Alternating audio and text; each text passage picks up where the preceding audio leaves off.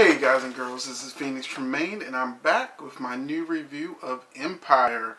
I took a break because the Have and Have Nots worked my last nerve and the last two episodes were so horrible that I couldn't even talk about it. I just was like, this is just some fucked up shit.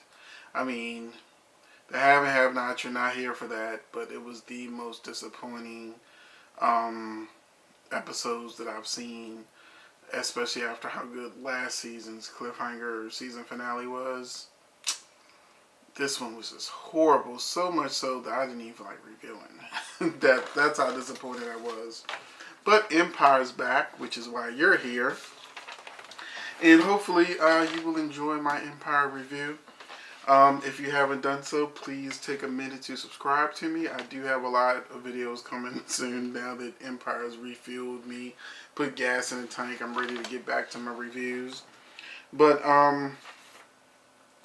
the problem with Empire Season 2, the first half, was that they tried to be a lot of a lot. And they got away from the core characters that we grew to love. They didn't focus on the characters that they focused on in season 1. Like they really focused a lot on Hakeem instead of Jamal, and it was just a completely different show with too many guest stars. It was too many cameos, and it was stories we didn't want, and they just like was doing stupid shit like Jamal fucking Alicia Keys' character. Like it's like, once you start establishing shit, stick with it and go that route, go that path. Don't start going everywhere. They got successful and then they lost their way.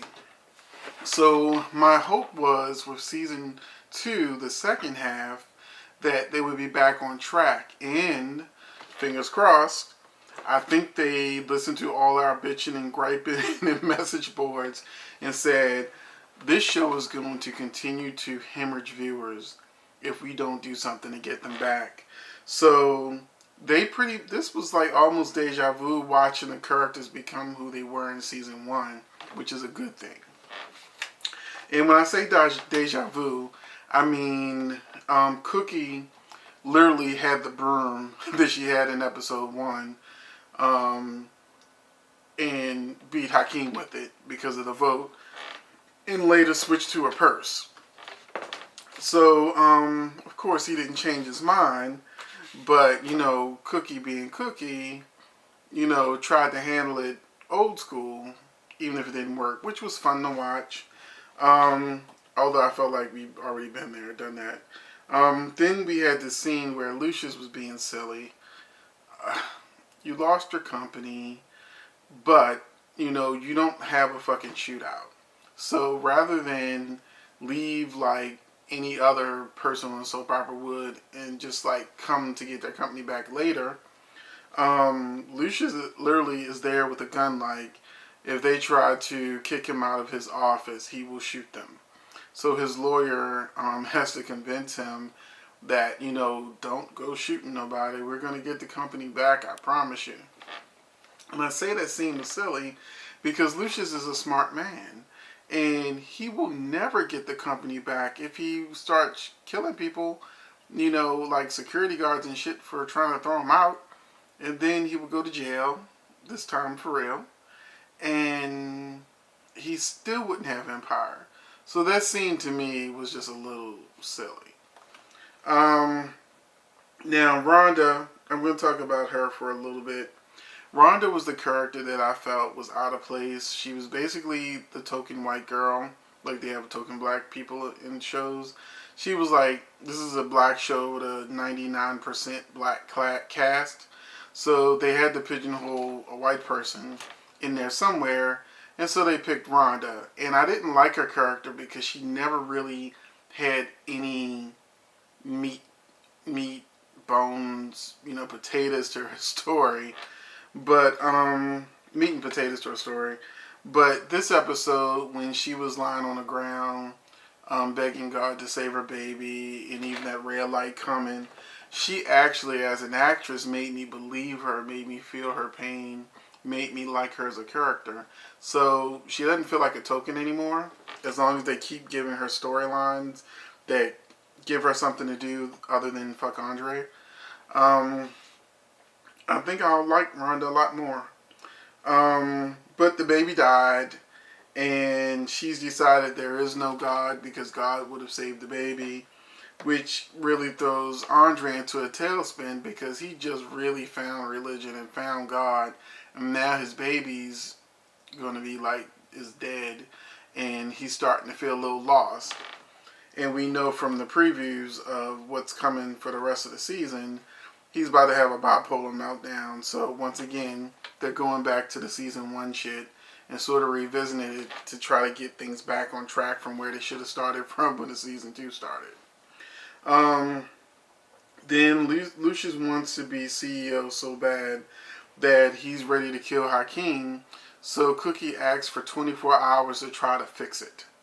And 48 hours to try to fix it.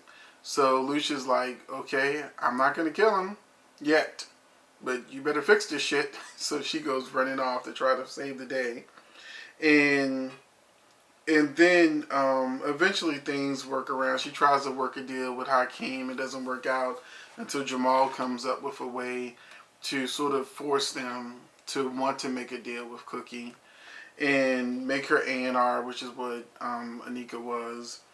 And despite Camilla saying don't do it, it's a trick, it's a trap, Hakeem wanting to sort of make up to his family and sort of bring his family back into the company, agrees to Cookie's deal. And so Cookie and Jamal are looking like, yeah, we got this motherfucker now.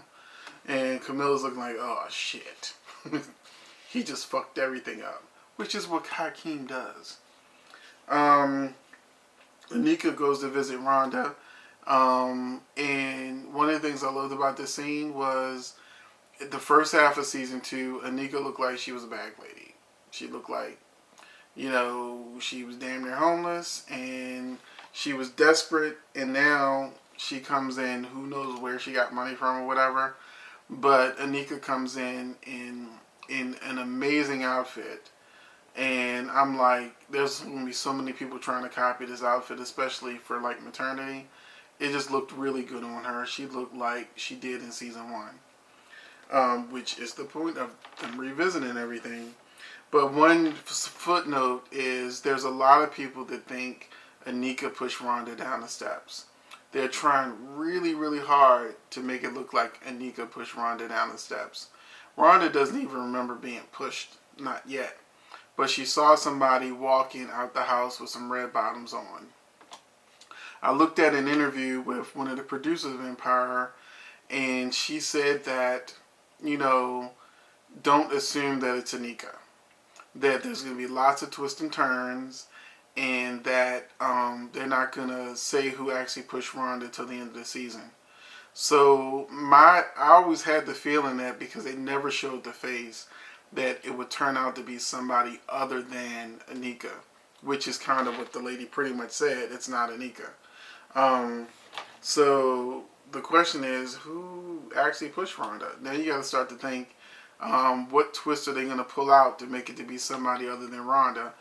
My theory I was throwing on Facebook today was that it was going to somehow lead back to Lucius. Maybe he didn't want his bipolar son bringing any bipolar kids into the world. And just decided, like, let's kill a bitch. I don't know, but for some reason, all bad shit that happens usually leads back to Lucius. So they may work it in that direction, or it could be somebody she killed, Malik Yoba's character. Maybe somebody found out that she killed him, and then they're the ones who pushed her down the steps. So we don't know, but there's going to be a really good chance it won't be Anika for the simple fact that they need her for season 3. And then we got Hakeem Lore situation. Now that Camilla's back, she demands that Hakeem gets rid of his little girlfriend Lore. So in order for him to get the CEO position and to keep Camilla happy, he goes on ahead and breaks up with Lore by being an asshole. But once he becomes CEO, at the end of the episode, he goes and fucks her and takes her virginity. So we know that Camilla's going to find out and she's going to be pissed. which is why in the little trailer for what's the next in the season, he did a sex tape with her, and I don't think she knows about it. And I think he's going to try to blackmail her or something. But we'll see how that turns out. And then there's a scene they try to address with Jamal not being gay enough because he screwed Sky last season, which was Alicia Keys' character. And I felt like a lot of shit that I saw on fan message boards and Facebook and Twitter and all that, felt like it was more like a conversation to the fans trying to address that, you know, how Jamal is Jamal, his sexuality is fluid, he's still gay, he tried it with the girl again, but he prefers boys, and they tried to, he said he's not bisexual, but whatever. So either he is or he isn't. I guess they're going to make him gay again, just gay, because that's what the fans want. That's what they will get.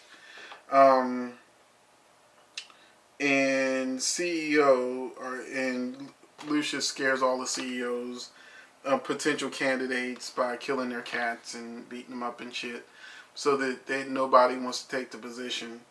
But that's when Hakeem does get the position, which I mentioned earlier. So at the end of the episode, Lucius takes him where he killed Bunky, tells him he killed Bunky, gives him a gun and says, "You're going to have to kill me because, you know, that's the only way I won't kill you." But Hakeem throws the gun down and says he's not going to play Lucius's game and walks off. So we know that things aren't going to go very well. They're sort of foreshadowing future events. I don't think Lucius will kill Hakeem, but I think he's going to do something he regrets to Hakeem. So that was pretty much the review of the episode, and I just wrote some extra notes on what I felt like they did to try to give you back the empire you knew and loved. And they put more of the focus on the family. They stopped bringing Ludacris and all these people in to do these little cameos and shit. And Chris Rock, oh God, he was horrible. I like Chris Rock, but he was not right for that role, and he looked like he didn't want to be on the show. But, you know, it focused back on the family, which is how it did in season 1. Jamal's issues, as I just said, about him not being gay enough, that was directly addressed to the fans. Hakeem continued on his same path that he started in season 2 of ascending to the throne, so they didn't really change much with him. But in season 1, he didn't have a whole bunch of a storyline, so they just kept him what they did. They developed for season 2. Cookie, she's back in her fashions. She's back to her furs and her leopard clothes and leopard prints. And, you know, the fashions for the first half of season 2 were awful for Cookie. I don't know, it was experimental. They got some stylists to do some shit that didn't work. So now she's back to looking like she did in season 1. And like I said, the broom incident, and then the fast plotting of her coming up with a plan and going through with it to come through. But the one thing that was missing from Cookie was her famous one-liners. There's nothing going on Facebook that she said, you know, like, "You don't even know how to dyke right." They didn't have any lines like that for her to say this episode. Hopefully her one-liners will come back next episode. And as I mentioned earlier, also, Andre in the previews for what's coming for the rest of the season is back to being a bipolar mess, having his meltdowns and shit.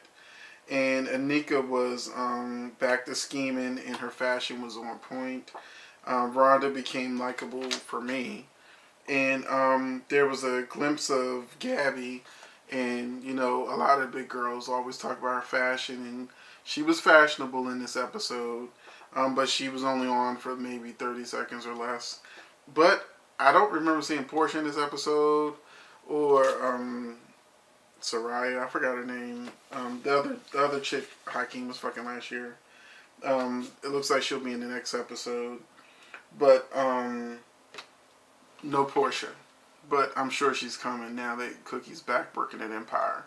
So that was my review of Empire. Hope you enjoyed it. And, you know, tell me what you think about it. Whether it's here or Facebook, all my social media links will be in the description box. I mean, as Empire, let's talk about it. What did you think? Did you think I made some good points about how they just sort of like revisited season one and tried to just like make the second half of season two feel like season one again because of all the complaints? Or did you just like it all together, or did you dislike this episode? You know, there were some things in this episode that made me go, did they really just go there? Because we already seen this, been there, done that. But that's it. I don't want to overrun too much time. I'm already at the 15-minute mark. So I hope you enjoyed this Empire review. Like I said, there's many more reviews coming. And I will see you soon.